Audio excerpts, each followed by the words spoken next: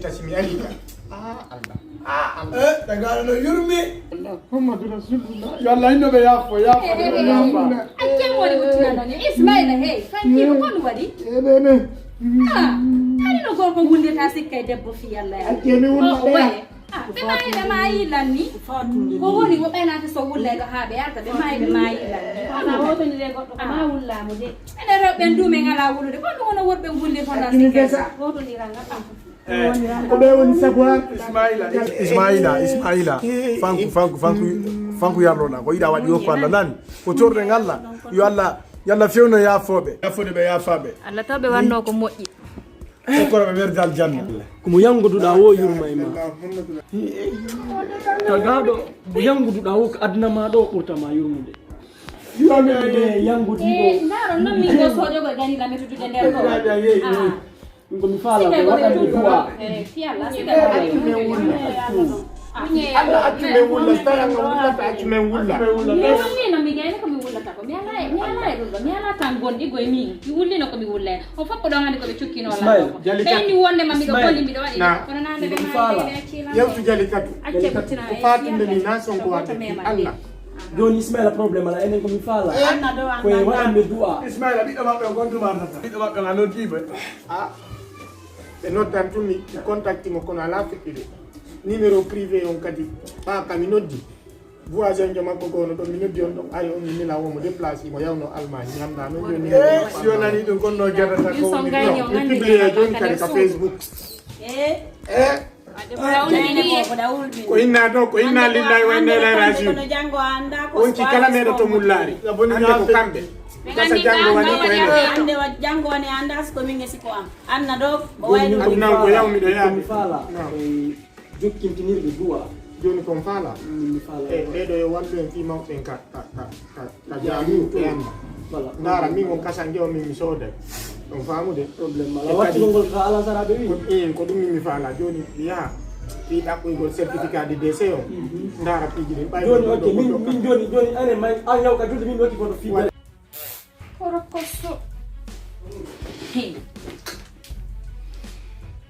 Min Allahu lan ɗo jeɗ yommirawo goto joɗota ko yo remɗo yo nani a nani a wullitike maɗo ma a jogi wonki min yallo ɗo ko min woni ɗo si Allah jaɓi hiɗa wawi yommiraɓe no wawi immade ɓarindo walla woola haalaji siiɓo nata siiɓo yalta en gayni ɗi enen ɗiɗo mi neɓintode warugol ɗon ɗum neɓanan andi jaka mi waɗayno ɗum law yo ecce ka yaasi ɗon aka ronku ɗo wo min ɓay tun haaju an sotti lanni ko ɗutti conjoman fou golle Facebook yummirawo kadi no mettintina elan Facebook hakkude Allah naari golle yummirawo kadi yo waɗe rippi Facebook teniyako mumna bobam ko ɗon mabinema mako ɓuri ɗon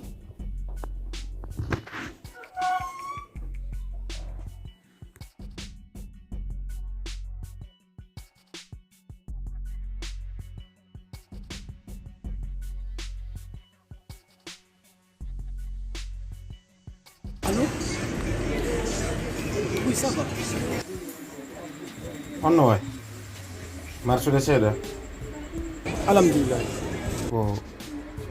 ko ya muññode ko haalal ngol ma biro ma en feƴƴini kon ɗum inna lillahi wa inna ilayhi rajiun je kon woni sabu sabu fus nani sabu fus on tigi anda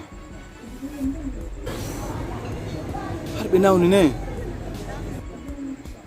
non ɓe nawnali dey ɓe nawnali ko woni tun o tigi jama on finu bimbi tawi ɓe waali ka nder fotayre ɓe timmi donc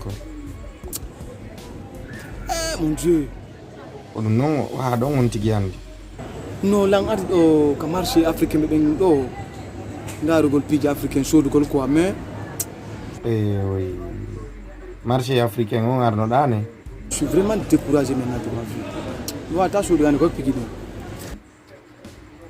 oui ako yarlagol de aduna o ko ni goɗɗo ɓe innayi enen ɓiɓɓe worɓe ɓe nene e baba ko fuɗɗor ɗum aduna ɓiɗɗo debbo kadi ɗandi on ɗon kadi a wonay ka babe ma nyande go yara ka baba goddo ma ka nene goddo ay ko non aduna o donc sa yi be ni inna lillahi wa inna ilaihi rajiun ko ya andu wonki kala medo to mun laari yarlo to Bengono ka sudu metti mo quoi.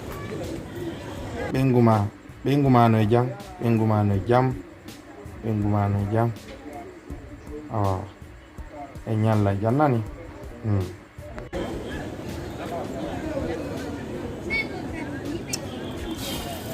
Tout bien.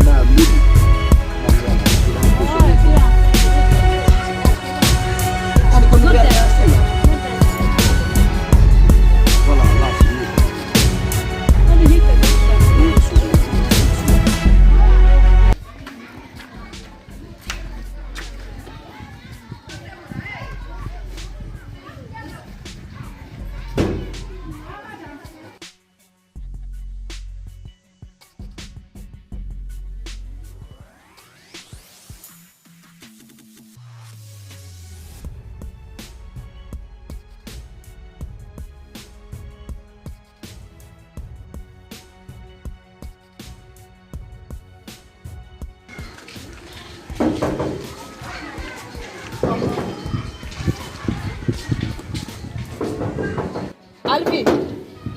Kong. Alvin. Alvin.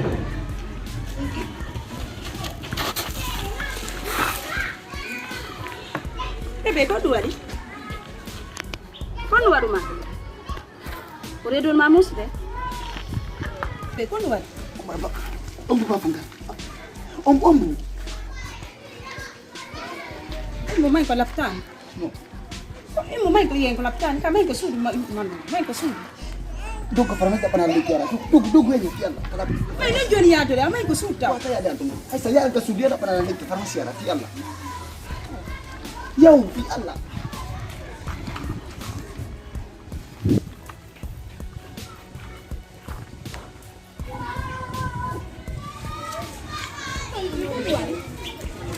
Uno ko andi jongale musikiti ke debon da kwa. Musikiti na ku ya. Nani bring no wada kana. Guri wala do. Atang do goddo ko tandega. No de yimbe ne kawta be mo. Allah. Bunni ko fi ko law wala. Da jo magalle den halu fi antu son tangol na hala. Sari ni masari ake wadi koddu na ta ko. Sai ko fi ki ke tanene. Man do. Mino di ma décrocher. Ani ko yalti lan to ka di fi ni problem ni da do ko fi billahi. Ani kala ngwa.